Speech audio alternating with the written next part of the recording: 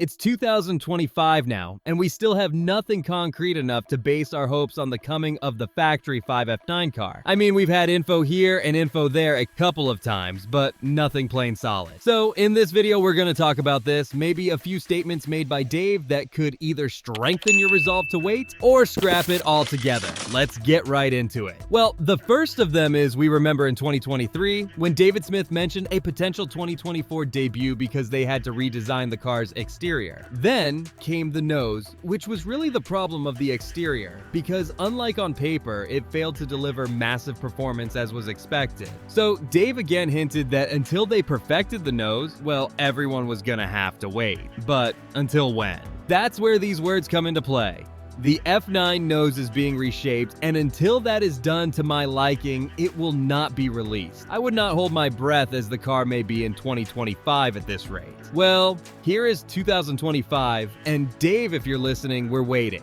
At least I am. But realistically, do you think the F9 car is going to be worth all that wait? There are tons of other cars you could pick in its place, and maybe by now you could have successfully built 2 other cars in the past years. Cars you could have gotten thrill from. Yeah, realistically it works. But what about the F9? What makes it so special, and why have you found yourself explaining to your neighbors reason you can't build a kit car yet? Well, I'm sure you could recite the reasons by now, but let me remind you as it sinks in once more. 1. The cheapest kit car ever. While for some folks this wouldn't have even been an issue, there's still always that cash factor. If you're willing to part with cash, then it's gotta be a worthy investment. Either that or you sit and regret later. Now, the F9 is that worthy investment. It's got the looks, well, at least until they changed it, don't know what we'll have now. It's got the build, and parting with your cash comes naturally. Seriously, for what you'll be getting, this shouldn't even bother you. Besides, it's the cheapest in the market. Go get a cheaper kit and come show me, guys. And when I talk cheaper, I don't mean scraps from the streets you see once in a blue moon.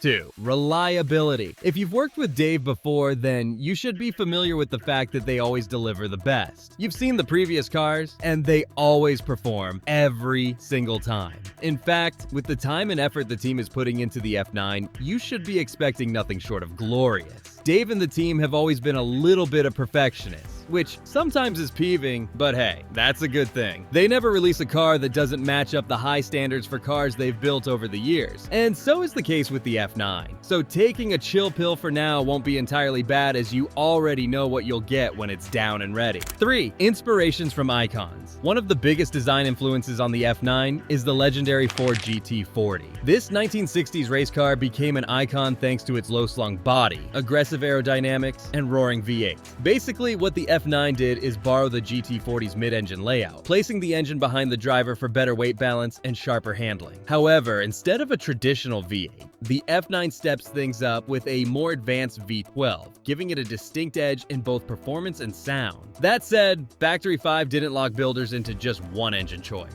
The Type 65 configuration was originally designed to fit an LS engine, making it easy for those who prefer the raw power and affordability of a V8 to go that route. With plenty of options for customization, the only real limit is how much you're willing to spend. See? Always comes down to budget, doesn't it? But the F9 also pulls inspiration from some of the most stunning sports cars in history. One clear influence is the Ferrari 330 P4, a car many consider to be one of the most beautiful ever made. Its flowing curves, low stance, and aggressive front end give it a timeless appeal. The F9 adopted this approach, especially in its narrow pointed nose and large air intakes that give it a bold, menacing look. Well, at least it did, but all we can do now is wait to see the new nose. Another major influence is the Lamborghini Miura, often credited as the world's first true supercar. With its mid-engine layout and sculpted flowing bodywork, the Miura set the standard for exotic cars. The F9 did take cues from its smooth aerodynamic lines, giving it a sleek yet powerful presence on the road. Note though that while the F9 borrows from these classics, it's not just a mashup of past designs, it brings its own modern twist, making it a car that stands out on its own.